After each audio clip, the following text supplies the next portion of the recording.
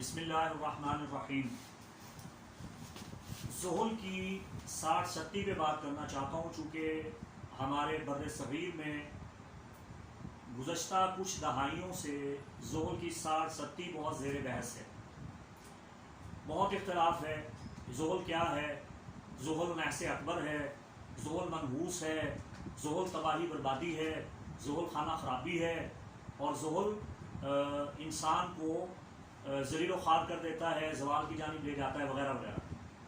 سب سے پہلے تو یہ جان لیجئے اور سمجھ لیجئے کہ زحل علوی کوكب ہے۔ مسلم منجمین نے زحل کو علوی کوكب قرار دیا ہے۔ اسلامی علم نجوم میں کوئی کوكب نہ تو سعد ہے اور نہ ہی نحس ہے۔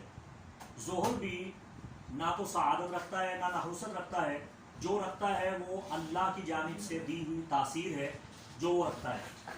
سب سے پہلے نحوست کو سمجھ لیں کہ نحوست کہتے کسے ہیں، کیا نحوست ہوتی بھی ہے یا نہیں۔ قرآن کریم فرقان حمید برہان رشید میں سورہ یوسف کی 7 آیات 43 تا 39 میں بیان ہوا کہ حضرت سیدنا یوسف علیہ السلام نے عزیز مصر کو اس کے خواب کی تعبیر بتائی کہ ملک میں 7 سال خوشحالی ہوگی اور 7 سال کے بعد قحط سالی ہوگی۔ قرآن کی یہ عمدہ مثال بتاتی ہے کہ ہر انسان اور ہر قوم پر 7 سال کا عروج بھی آتا ہے اور 7 سال کا زوال بھی آتا ہے۔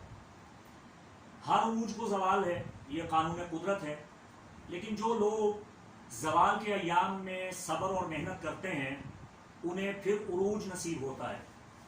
علم نجوم کی زبان میں زوال کے 7.5 سالہ دور کو 60-70 کہا جاتا ہے، جو زحل کی وجہ سے ہوتی ہے، جس کا تعلق زحل کے ساتھ ہے۔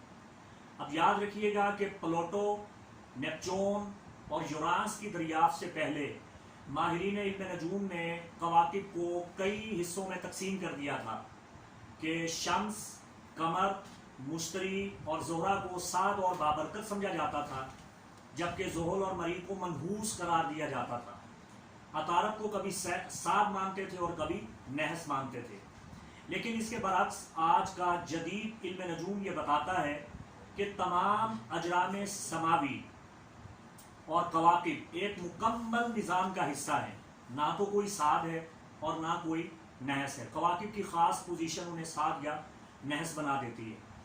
کواکب کی یہ حالت مثبت اور منفی قوتیں مجموعی طور پر توازن فلکیات کو قائم رکھنے کے لیے اللہ تعالیٰ کے امر کے تابع ہیں اور اپنی گردش میں مصروف ہیں۔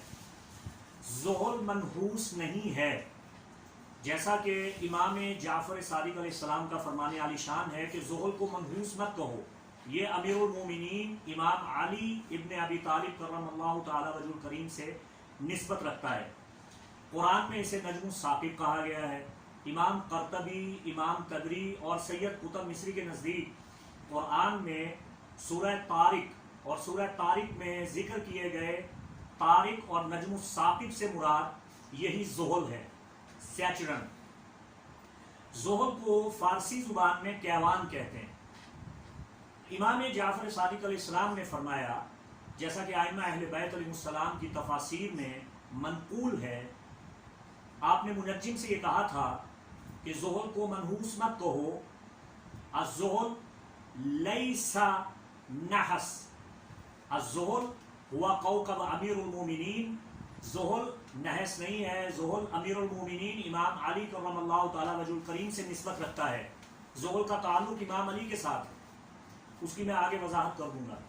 تو زحل کو نسبت ہے مولا علی کے ساتھ، زحل کا تعلق ہے مولا علی کے ساتھ۔ علماء روحانیات، علماء علم جفر اس راز سے واقف ہیں۔ یہی وجہ ہے کہ علامہ اقبال نے جناب امیر کائنات مولا علی کرم اللہ تعالی وجہ الکریم کی شان اقدس میں ایک شعر کہا، جس شعر میں علامہ اقبال نے مولا علی کو کیوان یعنی زحل سے تشبیہ دی۔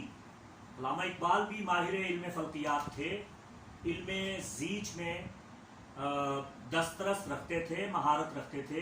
صاحب علم حضرات یہ بات اچھی طرح سے جانتے ہیں۔ علامہ اقبال کا بڑا مشہور زمانہ شعر ہے مولا علی کی شان اقدس میں کہ درمیان امت केवां जनाब हम चूं हरफे कुल हु अल्लाह दर किताब।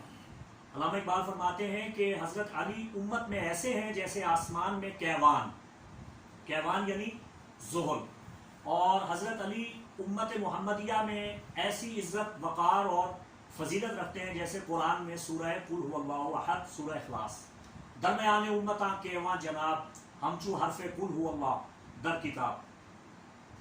ज़ोहल एक मुखलिस, हमदर्द और सख्त गिर उस्ताद की तरह है। ज़ोहल हर इंसान को आजमाइश में डाल देता है, इंसान की सलाहियत और काबिलियत का इम्तिहान लेता है।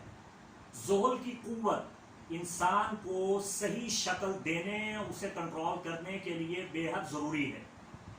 वक्तन फ़वक्तन इंसान का इम्तिहान ना लिया जाए तो इंसान के अंदर छुपी हुई सलाहियतें और काबिलियतें खुल के सामने नहीं आ सकती। अब सारसती की बात करते हैं कि सारसती क्या है।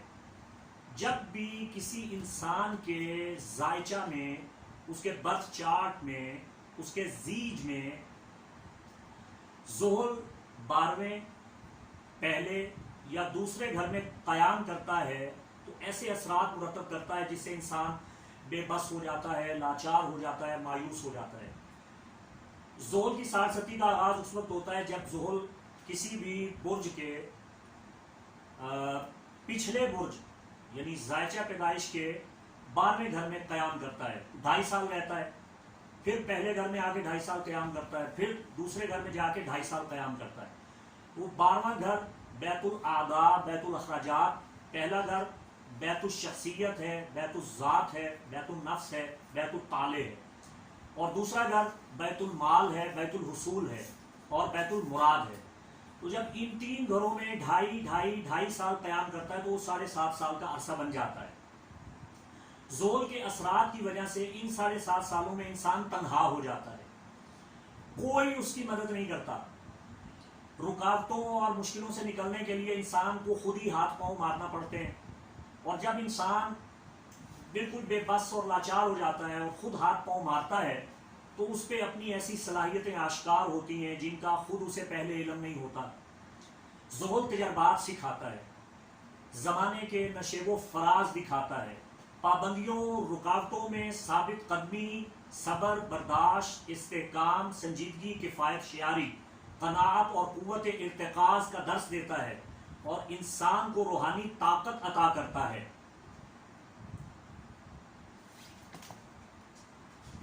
इन पाटला आगे नाल जस्ट